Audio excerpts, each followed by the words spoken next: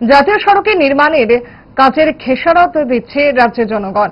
সংবাদ মাধ্যমের এই প্রশ্নের উত্তরে সাংসদ বিপ্লব কুমার দেব জানান, ইতিমধ্যে এই বিষয়ে কেন্দ্রীয় সড়ক পরিবহন মন্ত্রী নীতিন গাডকারির সঙ্গে এ বিষয়ে কথা হয়েছে। পাশাপাশি লোকসভায় ত্রিপুরার জাতীয় সড়ক নির্মাণ কাজের গুণগত মান বজায় রাখার জন্য তিনি আলোচনা করেন।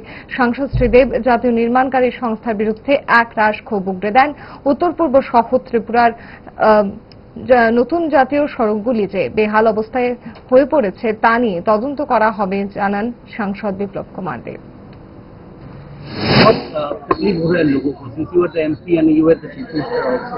Will you try to contact the union minister? मैं ऑलरेडी नितिन गडकरी से बात कर चुका हूँ। आप लोगों ने देखा होगा जब मैं लोकसभा में एक क्वेश्चन में भी उठाया, सीधा उठा के बोला था, जो नॉर्थ ईस्ट में जो काम NHAIDCL करता है वो जो पूरे देश भर में ट्रेंड है भारत में, जो लोएस्ट बिड को दिया जाता है पैसे को ऊपर, यहाँ जो काम करने के लिए ठेकेदार आता है वो लॉयस्ट बिड को जो है उसी को मिलता है नियम के हिसाब से। किंतु NH में नियम है, ये एक्सेप्ट किया हुआ है, जो क्वालिटी वर्क जो करेगा इनको भी आप दे सकते हैं, तो दे सकते हैं।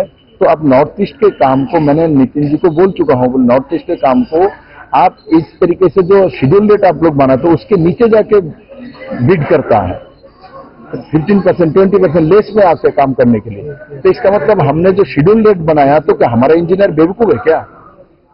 जो हमने ये काम इतने में हो सकता हमने बनाया। आप कितना पंडित हो गए, आपके पास दो इंजीनियर नहीं, आप लेस में देकर काम लेते हैं, उसके बाद चोरी करता है और रास्ता को खराब काम करके जाता है। ये बारिश बहुत ज्यादा हो, तो मैंने ये बात टेकअप कर चुका हूँ।